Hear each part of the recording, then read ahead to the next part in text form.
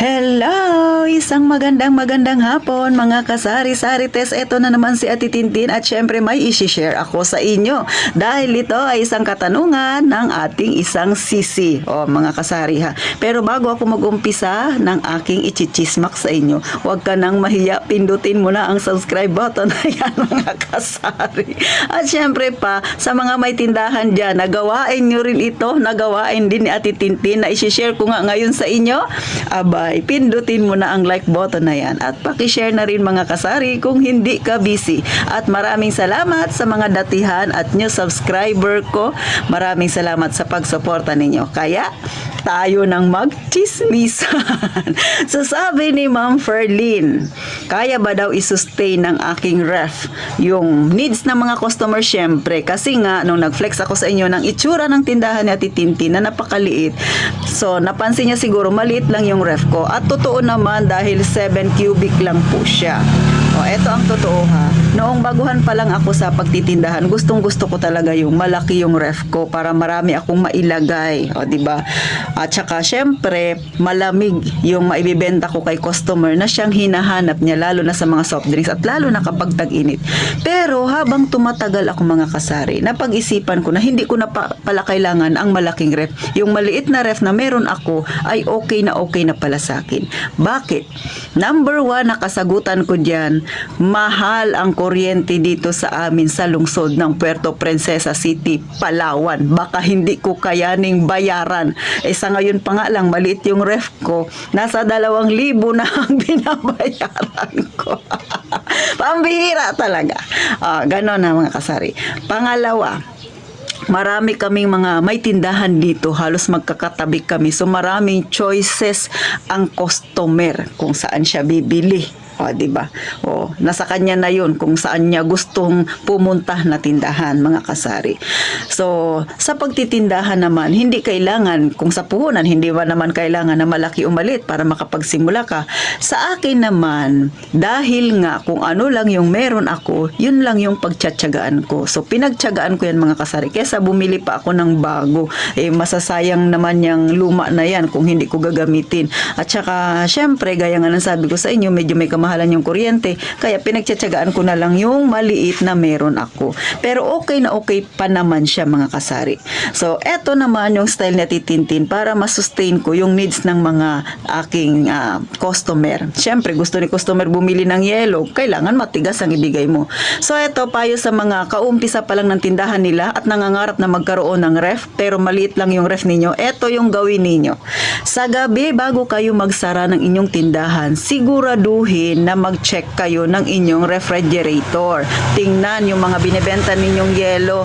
Marami pa ba? Kaunti na ba? Kung kaunti na, ayusin, ilagay doon sa pangalawang lagayan at doon sa pinakailalim, maglagay ng panibagong ice water para kinabukasan, tumigas na siya, titigas na siya at hindi sayang ang iyong kuryente na naikot siya magdamag, hindi ka nakapagpatigas ng yelo dahil hindi mo na-check ang iyong ref. Diba? So, hindi ko kinakalimutan yan, mga kasari. Talaga namang bago ako magsara ng tindahan, yan ang hulihang chine-check ko. At saka pag may bumibili sa akin na yelo, syempre bubuksan ko. So, nakikita ko na kaagad. Pagka medyo bungi-bungi na siya, nilalagyan ko na siya kaagad para habang nababawasan siya, pagka nabawas ako, lalagyan ko ulit para puno siya. Sayang yung oras kasi na nandyan lang, walang laman. Hindi titigas ang yelo na binibenta mo, mga kasari. Para tuloy-tuloy kang makabenta kay customer.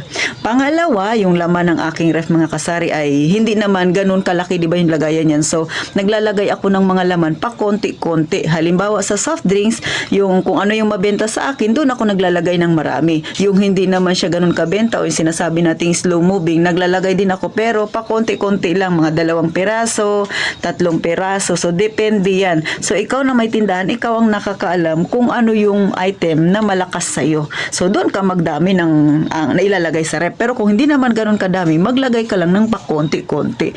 Kasi sayang naman, dadamihan mo. Tapos, palamig-lamig lang dyan, hindi naman mabebenta. Kaya, pag ikaw ay may tindahan, kailangan ikaw ay mautak din, sisi. Ganun. So, katulad sa akin, mayroon akong Coke na 1.5, dalawa lang yan. Tapos isang 1.5 na Sprite, isang 1.5 na Royal. Tapos yung aking litro na Coke ay dalawa lang. The rest ay mga mismo Pepsi, Mountain Dew, pero padalawa-dalawa lang. So, pag bumili si customer, halimbawa ng 1.5, ang ginagawa ko, bago ako magbukas ng rep, kukuha na ako ng hindi na malamig na soft drinks. Kung ano yung kukunin ko doon na malamig, kukuha ko ng hindi malamig at yun ang ipapalit ko. Para hindi sayang sa kuryente. O nagets ba ng mga iba dyan? Alam ko, yung mga may kagaya sa aking may malit na ref, ugali nyo rin yan. O, diba? Kaya walang sikreto talaga sa mga ganitong tindahan. Dahil yung ginagawa mo, gawain rin yan ng iba, mga kasari. Pero, syempre, kung tulad ng 1.5, pag nilagay mo yan dyan kaagad, hindi yan agad na lalamig. So, ang style na titintin, pagka hindi, sa tingin ko ay maraming bibili sa pakiramdam ko, doon ko siya sa freezer nilalagay. So, iiwan ko siya doon ng mga hanggang 3 oras. Pagka naka 3 oras na, saka ko siya ibababa para malamig siya. Para may mabili pa rin sa akin si customer na malamig na soft drinks, mga kasari. So, ganyan lang ang style.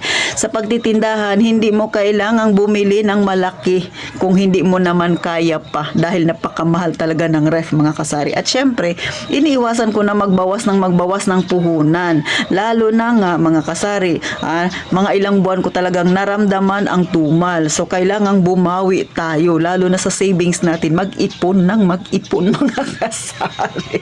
At syempre, palapit na naman ang susunod na taon, ilang buwan na lang ang natitira ng 2024, malapit nang mag-renew ng permit, kaya kailangan nating magtipid-tipid, mag-ipon ng pakonti-konti. Dahil si City Hall, alam ko, tataas na naman yan ang ating permit, mga kasari, taon-taon na lang. So, ganun lang ang style na titintin. So, sana Ma'am Perlin, nakakuha ka ng idea, nasagot ko ba ang iyong katanungan sa mga gusto rin niyang itanong na nahihiya lang. Ayan, sinagot ko na. Syempre, sa mga may datihang tindahan dyan, nakagaya ko, maliit din ang sari-sari store. Believe ako sa'yo. Dahil gawain mo rin yan, sisi. So, paano, napangiti ba kita? Hanggang dito na lang at sana'y magkita tayong muli sa susunod na vlog ni Ate Tintin. Huwag kalimutang mag-subscribe, ha? At gaya nga ng palagi kong sinasabi, mag-iingat tayong palagi, mga kasari.